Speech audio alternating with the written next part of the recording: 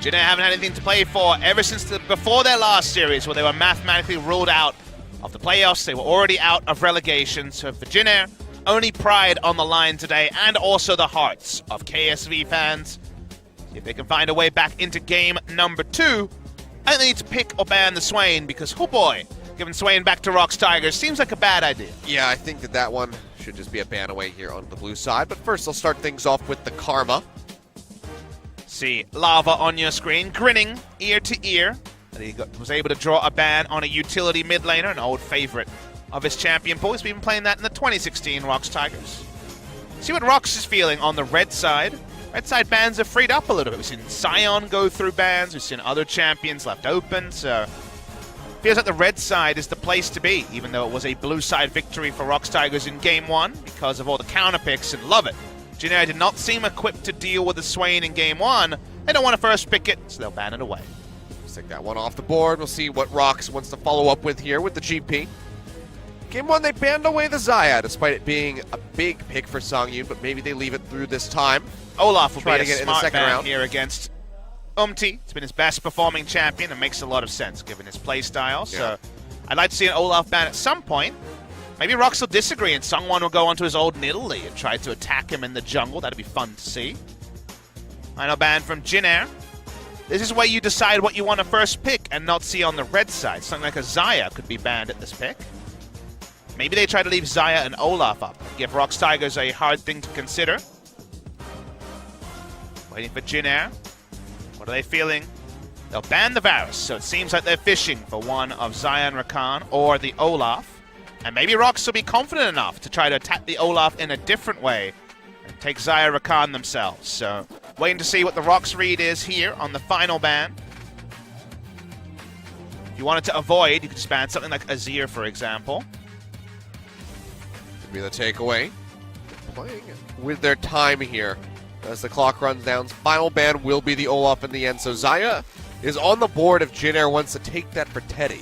Now, Rakan is 4-1 for Key, so will we see them steal away Rakan? I think that's a very possible thing ROX Tigers will pull off. We've already mentioned that a Freak of Freaks are one of the big teams when it comes to Rakan over Xayah, and we would say that the BBQ Olivers would be another team like that. So we'll see if ROX Tigers want to steal it away. They need to be in this pick round. Get their choice of junglers. They want to pick one early. And I'm sure they're going to jump on the Skarner, which I know we'll see a lot of jeers from people who have watched Skarner struggle, but it definitely has the most proactive mid-game power of the available junglers, and that's why it does see so many reaches. I imagine it does really well in scrims as well, because people have consensus that you take Skarner over basically everything except Olaf in the LCK. Will they contest the Rakan, or just take for a power pick for themselves? Fun to see here from ROX. I'm going to call this the final test. If this doesn't have success here for Songwon, then everyone should just throw the Skarner out the window. They take Azir, so no priority on the Rakan. I thought they might take Azir at Lava's pick and then stop banning mid laners. Jin Air will probably have to take a jungler first round, otherwise they will have to deal with some bans. Choices into Skarner are the standard tanks, so Sejuani is more in Umti's wheelhouse than Zac that he played for the first time earlier this week and had no fun. Could just be the Sejuani and then the Rakan coming through here for Jin Air. Have to be quite a bit of power. Would definitely have to be the Rakan unless they, for some reason, want to avoid power. You just take it because it's so much bonus power. We've seen a good Xayah lane, Xayah Jana from SKT. Yeah. Looked really good, but if the Rakan is there, you take it. Very simple. ROX Tigers. First round of the draft could take an 80 carry, as there'll be double 80 carry ban at them, and they would have to go down the tier list. Do they want something like the Kog'Maw for Songyun? That's an old favorite. The Caitlyn also available. And they seem to be okay with 80 carry bans. Kilios sends my Jinx sensor. Yeah. A little bit. Going through the roof. I could see Orin Jinx rounding out this draft. Could definitely be the Jinx at the end of the day. Be a lot of late game power with that in the Azir side by side. Get the Impale coming through, and then immediately drop down those chompers to get the further lock in and just chain that CC together. So maybe that's going to be the pick that we see as we go down the pipeline here. I'll put my hand up and say Orange Jinx. That's where I'm at in terms of these final picks. And on the red side, very possible. Camille banned away. They're going to ban away the Caitlyn. What will be the second ban from Jin Air? I don't think Sungyun wants to play Ezreal, so I don't think you need to ban that against him. Would you actually ban the Jinx? Because Kog'Maw is just as plug-and-play as Jinx in many ways.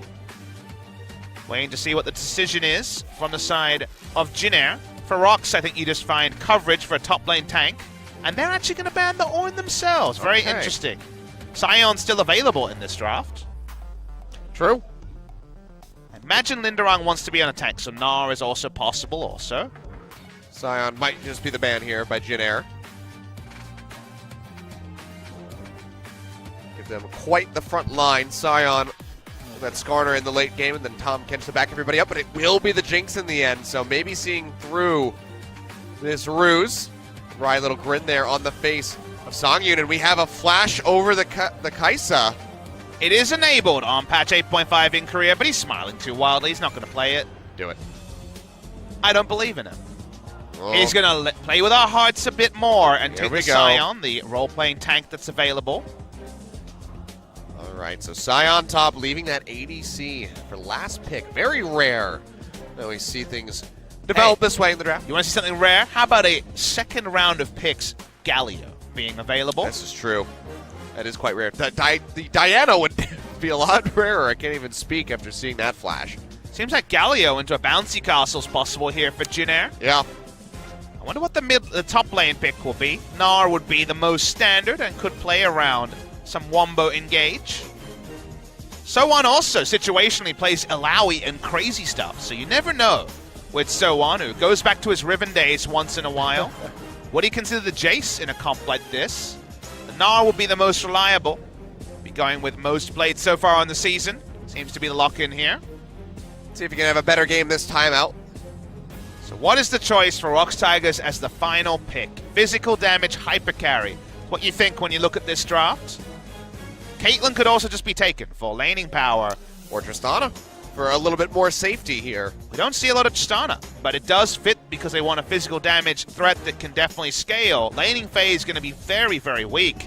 Oh, and they just say, okay, we're going to do the opposite of scaling. We're going to front load our power.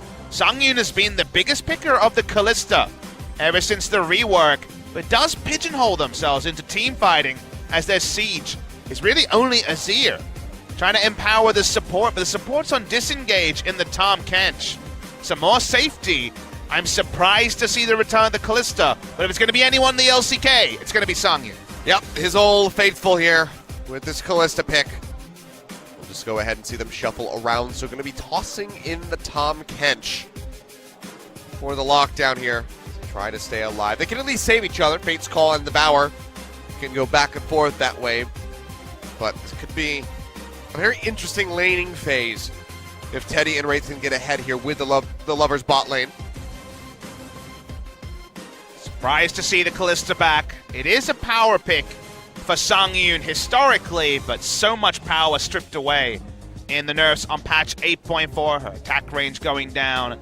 They changed a lot of her play patterns. Still great all-in, and still does empower your support to be a big carry, but all it really seems to achieve to me is a very defensive bot lane that can peel for each other, rather than giving them the power that something like a hyper carry or a Caitlyn would have provided them in the laning phase. So we'll see if ROX Tigers can make us a believer of the, let's say, nerfed Kalista. Reworked is a strong word, but nerfed certainly overall. Yeah, I think nerfed is probably going to be one of the best ways we could put it, but, well, Jin Air backs against the wall. Need to win this game if they want to move forward into Game 3 and upset the ROX Tigers' hopes of playoffs. Let's see if they can do it, or if it's just going to be a 2-0 here for the ROX Tigers.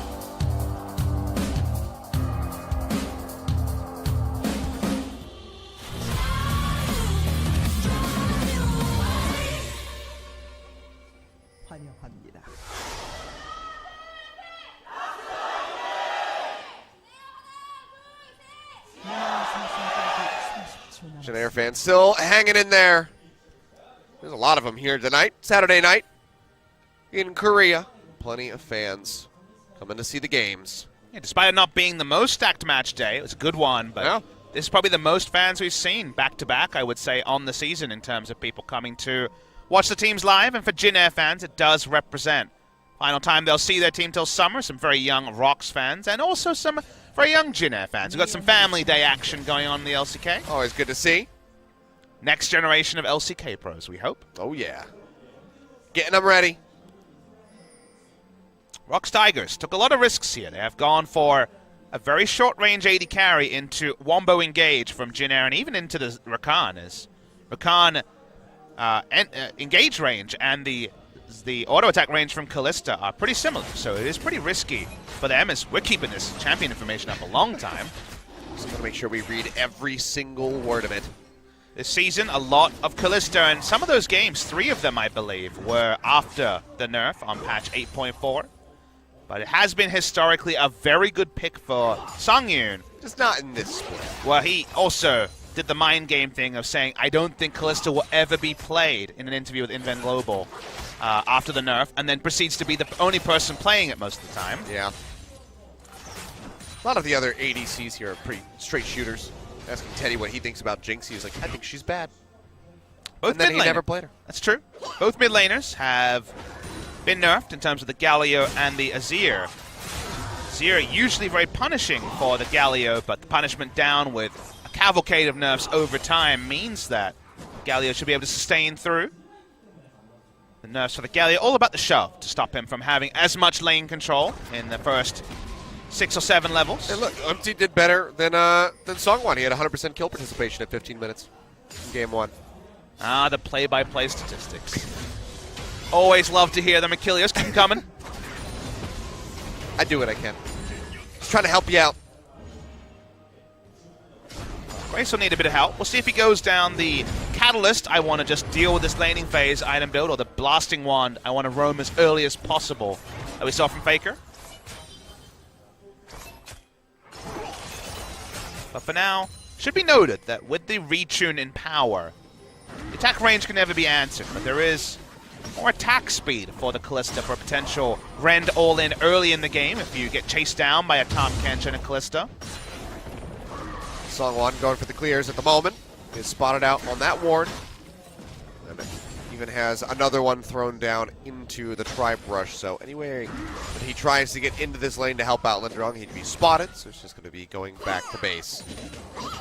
Only thing that's stronger about Kalista to me is the 2-item power spike with Blade the Ruin King into the Hurricane is stronger than before because base attack speed and attack speed items scale on base attack speed. So her base attack speed being buffed actually makes her 2-item spike stronger. But then the fact that she has less range makes her worse at basically every other moment. So there still is a timing window. Get a lot of value out of the Kalista, but overall, a pretty severe nerf. Up to here for the moment, just roaming over. Be finding anything, just spotting out a ward there in the river, so he'll clear that out. As Lava is just trying to farm up in the face of this Galio. Should be pretty close as far as that's concerned.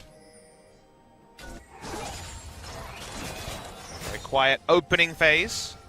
Unsurprisingly, tank matchup in the top lane. Umpty and Songwon. Probably not going to be seeing much ganks until level 6. So, bot lane's about as good as it gets as far as the action's concerned. Let's see an early pre-6 gank from Songwon with the Predator. If Wraith and Teddy stay this far up the lane. So far, no attention given. We just relax in our chairs. We wait for the inevitable big fights to explode, probably around the Drake, as the items start to roll in for both teams. Yeah, I mean, Cloud Drake, it's hard to say how much teams are going to be fighting over this Cloud Drake here on 8.5. My first instinct grand entrance is a lot, because combat movement speed is something that's very powerful. You haven't lost any out-of-combat movement speed. 6% of 300 already is 18 movement speed. You get more than 300 as time goes on.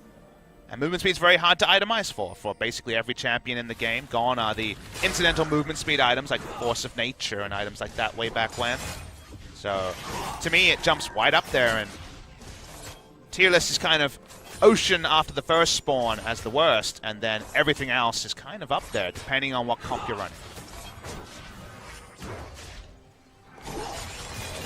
Is the Blasting Wand first from Grace, who has the Hero's Entrance. So, is that window for him to roam? You see he is cheating towards the bottom side to see if anything's on the menu. Can be contained here for the moment. Lava sitting nearby. Devour comes out. He just trying to deny any of this little bit of trade damage coming through there onto Songyun. Wants to keep him nice and healthy and in the fight. Minion Dematerializer means that the Tom Kench was able to claim the cannon anyway. For now, Lava getting pushed in. Expected after the nerfs towards the Azir. Base is being able to ignore the base damages and push in, so there still is the standard game plan of jungler gank with the hero's entrance available for the side of Jin Air. Also feels like they have the control over the first Drake spawns. A lot of good news for them when it comes to options. The Azir has actually rushed the Sorcerer's Shoes, so trying to look for movement speed and laning power through Black Magic Pen, which not usually the way you would approach a Galio lane. And the Merc Tread's not going to be there for all the CC as well. Only the Summon Spell Cleanse to play around. Yeah, it's a bit of a departure from what we usually see, but now they're going to be invading, looking for this red buff away from Umti, trying to deny him that. Songyun and Ki are faster on the roam. The wards are down, they're playing in vision. Galio's hero's entrance, soon to be in range, is in range now. How much do ROX Tigers actually want to commit to this fight? Well, they're going to go ahead and flash in with the Impale. Now ultimate coming through, push back on the Empress of Items. He's going to go low. They need the Ren, but he's going to flash away, gets himself out in time. Now Ki, Lava, both getting ripped apart. They take the blast code over, the flash comes through. If they could trigger the dragon, it would do the work for him, but Teddy says, no, I don't need the help. I'll just go over myself, gets a double kill. And just like that, Jin Air are off to a much better start than we saw in Game 1. Pretty tone-deaf stuff from ROX Tigers, who thought they were stronger, but surely they had to understand that the hero's entrance was likely to stop the first pick from coming in. And they thought they had an escape plan answered by the flash over. 2 kills on Teddy. Such a far departure from his struggles on the Jin in game number 1. They're going to steal away the blue buff as well. I'm not sure ROX Tigers, with the comp they drafted, can afford to give themselves so much of a disadvantage at the start of the game. 2 kills on Teddy, 7 summoner spells used as well by the end of this, I do believe. It's really strange. Like, it was an unforced error from the side of ROX. They overrated how quickly they'd be able to pick up the first kill, and then everyone's escaping on blinking health. Double kill with the Q coming through from Teddy. Too easy for the side of Jin Air. Yeah. So early lead, 1.3 thousand here for Jin Air. First lead that they've had in this series. Be feeling pretty good about that, and Teddy's going to be feeling quite nice as he's got the Caulfield's Warhammer and the BF sword completed. Songyun going to be coming back in with, well, just a recurve bow and some Ninja Tabby. Very common purchase against the Zyra Khan is rushing boots too to try to sidestep the grand entrance, and also because of the deadly plumage damage. But yeah, you make a very clear point that backing with over 70 CS and 2 kills makes the first item purchase from Teddy really, really go over the standard power and make him in a point of ascendancy very early in this laning phase. Already quite a lot of red flags for ROX Tigers to have to deal with. They have to play this one a lot more conservatively. Had they gotten the pop on Umti, maybe the turnaround wouldn't have been as severe, but even then you'd still think that it was just so very ill-advised by the ROX Tigers. The thing is that why? Now the why part there wasn't really fully explained. Sure, they have an earlier power spiking comp they can take advantage of, but it was so forced. There was full information available to Jin Air. They weren't in danger of losing the game. Can't compare it to fighting around your second inhibitor being broken or something like that. They feel like the tennis analogy, the unforced error from ROX Tigers. Now, they have to battle from behind against a comp that in many ways does outscale them. Thunderong already not having a good time here up in this top lane as the Scion is going to be going back to base. Barely missing out on the deny there with the Boomerang, but TP is still a little ways away, so likely just going to have to be charging back into lane with the ultimate to make sure that no excess damage gets put onto that turret there by So-On. A lot of map control for the side of ROX, as you'd expect, as the train's coming back to station on the top left side. All aboard. Eventually we're going to see the Cloud Drake started, and with the extra items, it'd be ill-advised for ROX Tigers to try to contest. No flash. And Skarner also not being in the area, as they're looking for a Abyssal Voyage lane gank coming through from the Tahm Kench. Setting up for that one. Umtia's roaming down to the bottom side, however, and he's sitting on that control ward. Now Songyun, they're going to look for the jump onto him. They might just pop him before the Abyssal Voyage is done. Yeah, Ki, he can't arrive in time. TP coming in, but so is the Galio. They'll get the pop-up, a double kill over to Umti, and oh boy, Songyun, yeah. That face says it all. 4-0 for Jin Air, just 11 minutes into this game. ROX Tigers, they have done goofed. The lure of the Kalista pick for Sungyun has let him down a couple of times post-rework. Baited themselves. Exactly, they thought they were in a position to take advantage, but Jin Air read this play really well. It seems so suspicious. Where's the Tom Kenchad? He was just bot lane. Songwon didn't even join in on the Abyssal Voyage, so came in late. Probably a good thing. It would have been a triple kill if he was there. But, yeah, ROX Tigers, after all, doing so much good stuff on the blue side in game number 1, have completely fallen apart for this second game, and suddenly Jin Air have a 2,700 gold lead in their laps. It's absolutely bizarre.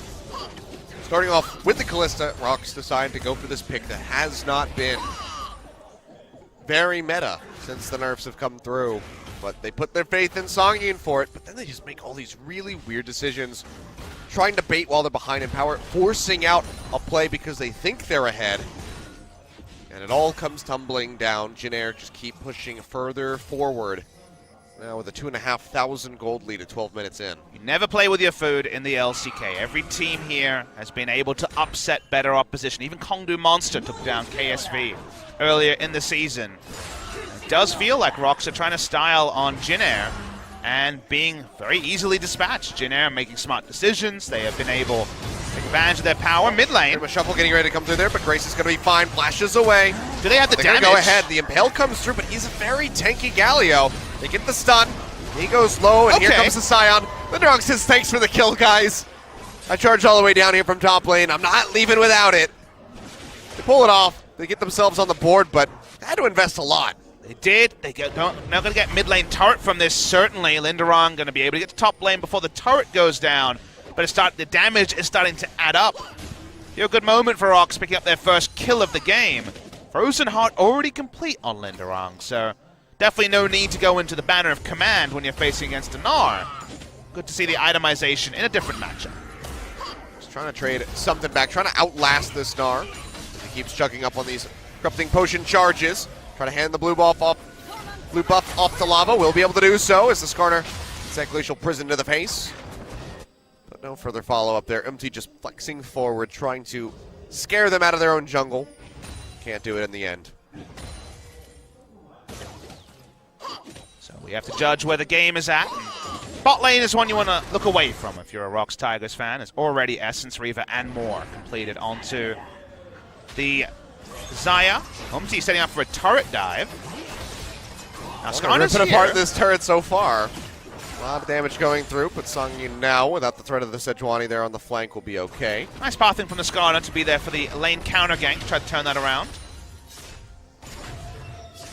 Lava can get his items together. There is light at the end of the tunnel in terms of consistent damage as the game goes on. But how the Kalista is going to be able to help, or how they can have two threats skip away from Sejuani, Galio, and Rakan. Going to be pretty tricky to put together. Top lane, Black Cleaver, going to be completed pretty significantly after the Frozen Heart, so yeah. We don't see a catalyst yet from Linderong, but I imagine it's incoming at some point. We're all tied up. 138 CS each. So on, picking up the Scuttle Crab here in the meantime for an extra little bit of gold. Grace will get this blue buff. So he'll be quite happy with that one. ROX need to keep being competitive here in this series if they want to close this out with a 2-0. Good news for the side of ROX is they haven't found a way, Jin Air that is, to use their Galio to return to the side lane since the earlier play. But now they have good vision control and they're trying to move up their vision line, Jin Air, to facilitate the Galio roams, but so far has been well held. Will ROX try this lane gank a second time? I feel like Tom Kench has to cheat out lane a few times, not just show his hand early. Maybe going for the same play they did before. They're trying mid lane again. Yeah, they're looking for it. Abyssal Voyage now coming down. 4 members going to be in the mid lane, but Gracie just walks out without really taking any damage. Yeah, nothing doing there. And now they just leave the bot lane exposed. Yeah, they've definitely given up on the bot lane tower. That's going down. They try to play. They're going to look to try and take the Rift Herald as an answer and eventually take a turret. I mean, they'll be spotted because of the Scuttle Crab, but just given the amount of people nearby. Yeah, no counter rotation available, but Jin Air could keep unlikely. pushing if they want. Yeah, they could just try to work their way up towards that tier 2. Teddy can clear the waves very swiftly. They're still building up these Ren stacks to try to finish off this Rift Herald. Nice thing about this play is you notice that Jin Air have 4 control wards down the river. They legit own all of the river on the bot side. Yeah. Why not get out of the place where you're weak and try to get something elsewhere? I think they would have eventually been zoned away from the turret, so I can appreciate them trying something mid lane. That fails, but not sticking with the egg on their face, going and getting a Rift Herald. They got something, whereas the bot lane was set up for failure for the side of ROX Tigers. Well, 3,500 now, the gold lead here for Jin Air, so still sticking out ahead. ROX can trade a little bit of that back if they can properly utilize that Rift Herald here, which Zongyun of all people picked up. Yeah, strange for someone who's going to be stuck in the bot lane to pick that up, because you don't really want to command the Rift Herald where you have no control vision at all. Yeah. Jin Air have the gank rush going on. Waiting, pinging out here for Lava. Lava does have Cleanse Flash. Yeah, that is available, but he's just going to get popped up, and he is going to get annihilated. Cleanse used, Flash be damned. Lava still has goes flash. down. Yeah, he still got it, but that's about the best thing that happened in the last 10 seconds for Lava. Well, he got pickpocketed there. His life was gone in an instant. Doesn't matter how many summoners he had, he was going to die. As Jin Air decided, that's the sort of thing that could happen to anyone in the late game. How much Wombo CC Jin Air has, and a second Cloud Drake is going to make them very sprightly as well.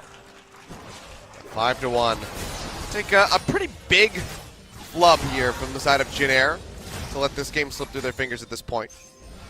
Still going to be in a nice spot. Infernal Drake will finally be spawning up here shortly. Sure, they wouldn't mind another Cloud. The changes to that going to mean that Teddy will be much harder to kite out of auto attack range.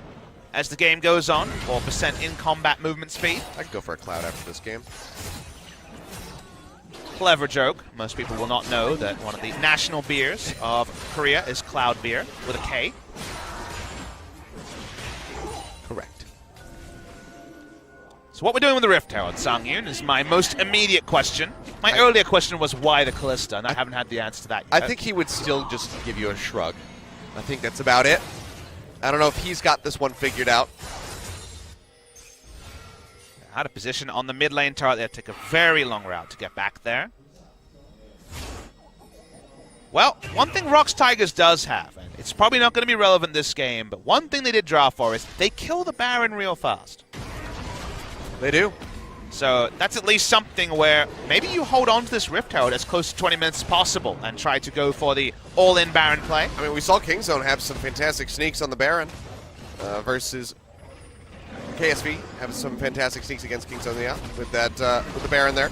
So if ROX can get into a similar position, they have the takeaway with the Rend and the extra damage there from the Azir, so it would be a good position. Now they could also have the Callista and the Skarner. Blast Plant over the back, and Azir could attack it over the back, but this is the sort of comp where it's not quite Cassiopeia Cho'Gath Callista, but it's still pretty much, hey, Baron speed, huh?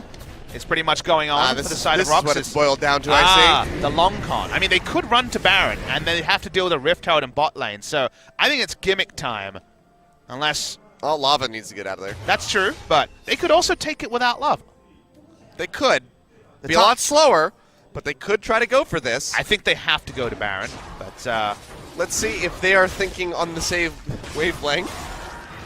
Well, the Blast Plant's there, but we'll see what happens. Otherwise, the Rift Herald probably not going to do too much up to the entirely almost full HP bot lane turret. And yeah, just seems like a botch, sadly. We were trying to give them the full benefit of the doubt, but pretty sad times for ROX Tigers in this game. Yeah. Poor Herald. The moment you start contesting for vision, you're never going to get the Baron, so... Thank God Zongyun picked up that trinket. Okay. Odd decisions overall here from the ROX Tigers ever since the draft. Still don't think they're allowed to play... Confusing. No more Callista, please, is what I say. From the side of basically every team, but especially ROX. I'm sure they wanted the Jinx, and then it was just a bit too transparent, and Jin Air banned it away. What about Caitlyn, or Kog'Maw, or even Twitch if you needed a physical... Tristana they thought about would have been fine too. Not powerful enough. They have to go for the Callista. Ah, yes. Well, the Zongyun tier list does seem to err away from the standard tier list. As Teddy walks up and has 2.5 items really early, and it hurts a lot.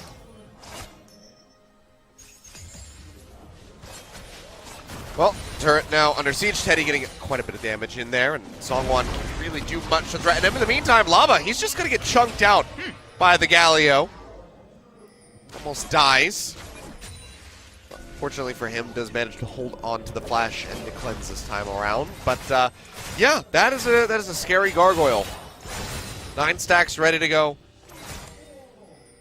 They just have so little map control. They have very shallow control wards. Mid lane turret soon will be to fall. See, they're just going to go ahead and toss out that Glacial Prison. They get the knock up here onto Key. He's got the Devour. Now they're going to be losing out onto the turret. Linderon comes charging in, and Hull of ROX just has to start kiting back immediately. Key almost goes down, pops his shield at the last possible second. Keeps himself alive, but can't be in the fight.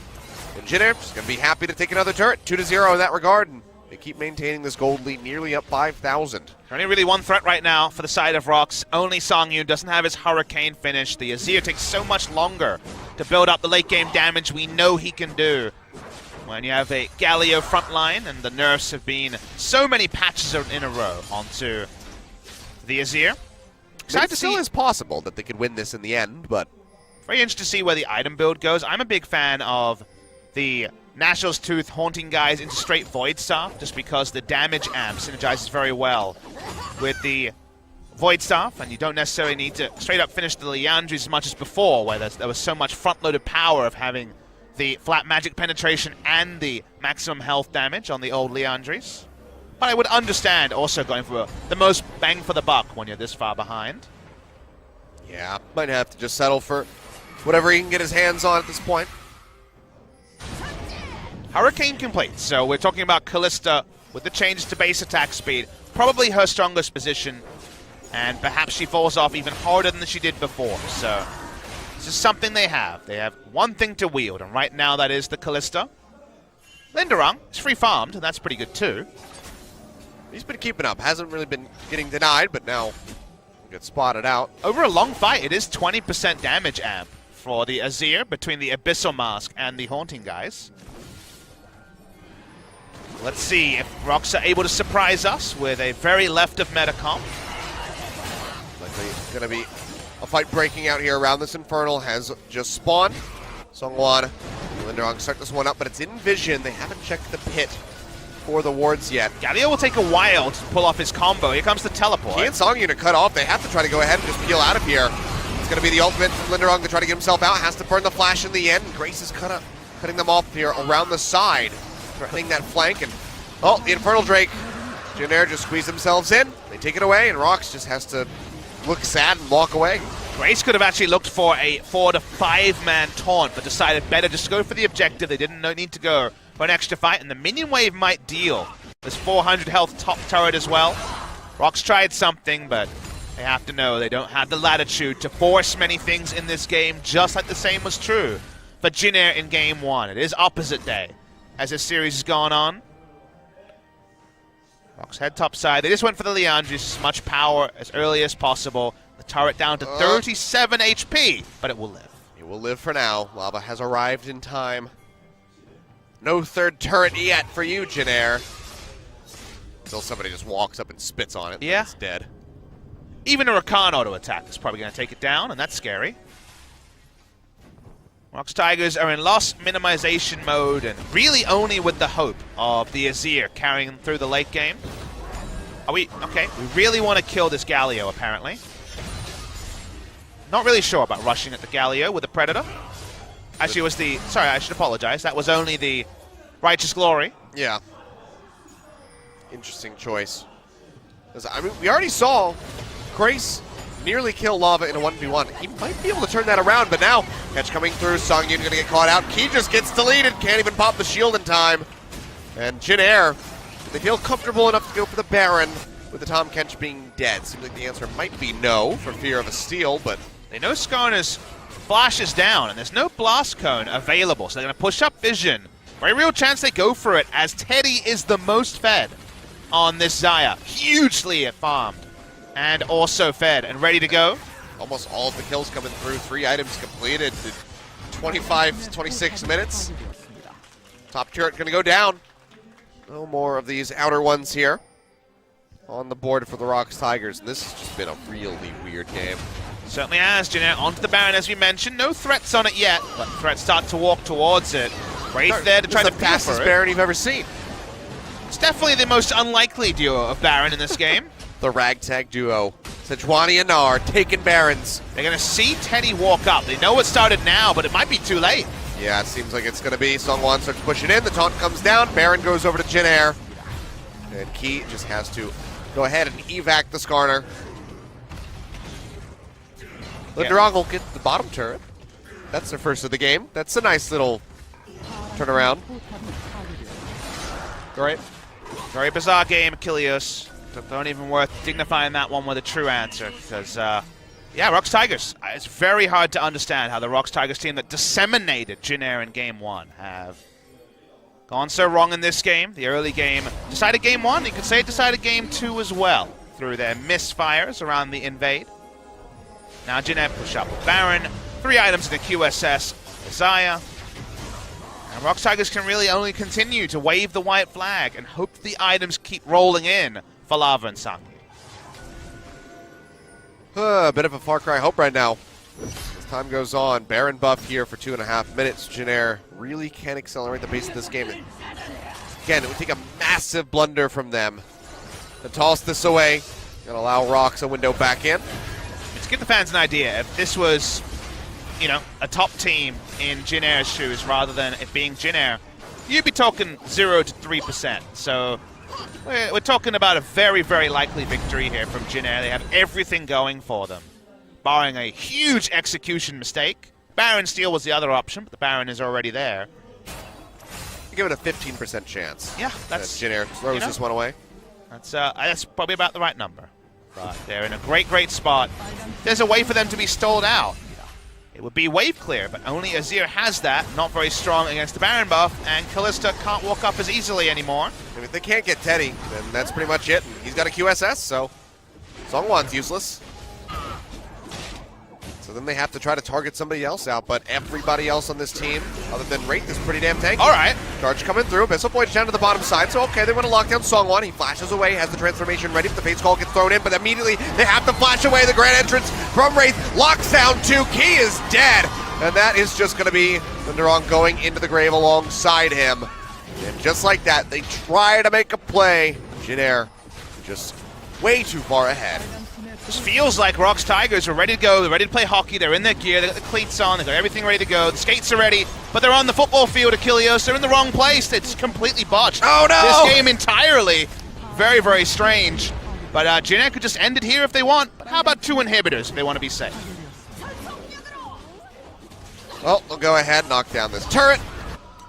Probably another inhibitor here in the bottom side because they have 40 seconds remaining. They'll just use those last few seconds to get the pass back. Spend all the gold that they've netted themselves from this massive power play. And then just come back and kill ROX Tigers all over again. Huge gold leads for most of the players. 4,000 odd for the Xayah. 10K in less than 30 minutes. League of Legends is a pretty simple game sometimes. Kilios, can't really say anything but good things for Jin Air. It's a simple game, but it doesn't mean that I'm not confused about what's going on. It was unlikely they would get the golden ticket, but they got it, and they decided to run away with the game. And that's kind of the power of the LCK right now, is that we probably have 9 teams who, given the lead that Jin Air has, closes out the game against most opposition. We do have a lot of parity between 2nd and 9th place, and Jin Air are still with a realistic chance of taking down this series. It becomes a best of 1 into our final game when we get there.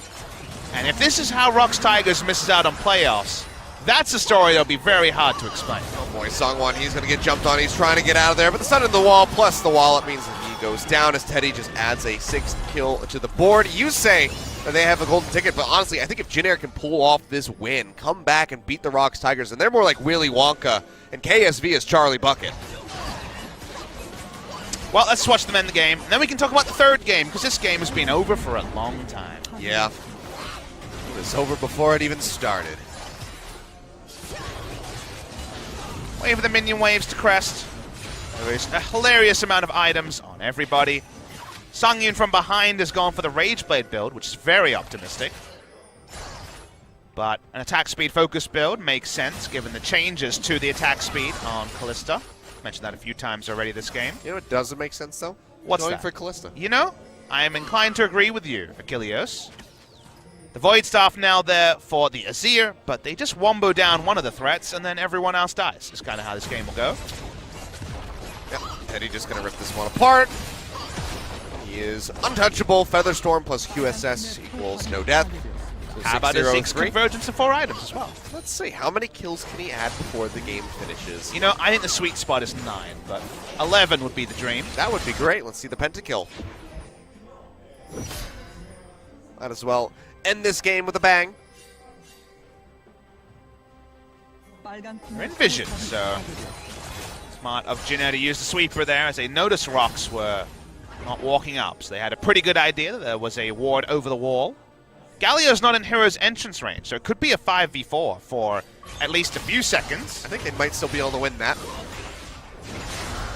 Because Teddy is just the biggest as far as ADCs are concerned. As always, Summoners up, everything working together for the side of Jin Air. Buddy system enacted to clear waves on the bot side is probably a bad sign for this turret. Just tanking this up as time goes on, just exchanging some turret shots between the members, just so Teddy can get some more shots in. This wave could be the one. Lava's here, however. This wave clear is still going to be quite good. Charge is coming through. We'll see the body block coming in straight into the impale there onto Umpty as he goes low, but now the Hero's entrance comes down, gets a pop-up onto Songwon. He's going to be the first one that falls as Teddy finds another kill. Umpty charging up, double kill, going over to Teddy. Can he find it? The triple, the quadra! Is it going to be the pentakill? One more to finish it off. They're going to hand it over to him. The Featherstorm comes through. Pentakill goes over to Teddy. We asked for it. He delivers on it. Jin Air GreenWings close out game number 2. We're going all the way home as ROX Tigers struggle to secure their playoff spot. And Jin Air does what you're supposed to do. They found rubbish, they put it in the garbage, and they win game number 2. Excellent stuff from them, but ROX Tigers need to be better if they want to go to playoffs. Teddy putting the KSV faithful on his back, bringing it home with a pentakill here in game number 2. ROX Tigers, bizarre draft, bizarre priority over onto the Kalista, and it barely seemed like they even loaded into this game. They were just completely absent, and Jin Air ran away with it. But isn't it lovely to see that Jin Air understands the job is still to be done? No one is celebrating on their side. They got nothing to play for, but all they want to do is play clean League of Legends. Their fans can be happy about, and you can say they definitely managed to do that in game 2. Game 2 was decided very early in the piece. The draft working against ROX, you can win with any draft. There was definitely an approach to that game they could win, but when they made that very half-thought-out plan around the enemy red buff and gave up multiple kills, you felt the sinking feeling. I'm sure they did too. And now it's all to be done. If they lose game 3, they are out of the playoffs, and it will be KSV and SKT unless SKT lose to Kongdu Monster tomorrow. Which seems highly unlikely, as we have said, but Jin Air, they're not done yet. One more game to go. We'll get a look at this monster of a pentakill here from Teddy, as he just starts ripping everybody apart, starting with Songwon. He's just insanely powerful at this point. He was overloaded in damage items, and by the end, he could be handed the pentakill very easily. His auto kills one person and does 3/4 of Sangyun's health. Absolute assassin on the AD carry. Well deserved for Teddy. I believe that is our 3rd or 4th pentakill of the season. Yeah, it's been a fair few so far, so Teddy going to go ahead, join in the pentakill club of 2018 there with that Xayah. Excellently done by him. Excellently done by Jin Air GreenWings, but one more game separates them from one of the biggest upsets of all time. One of the biggest turnarounds after KSV lost our first match of the day. They've got the playoffs in their hands, Achilles, but it's half slipping. They need to grip it and win game 3, or they will be out of playoffs. Yeah, not playing in it themselves here, Jin Air, but controlling the fate of all the other teams that want to get in. They are the gatekeepers, and they might be slamming the door in the faces of the ROX Tigers.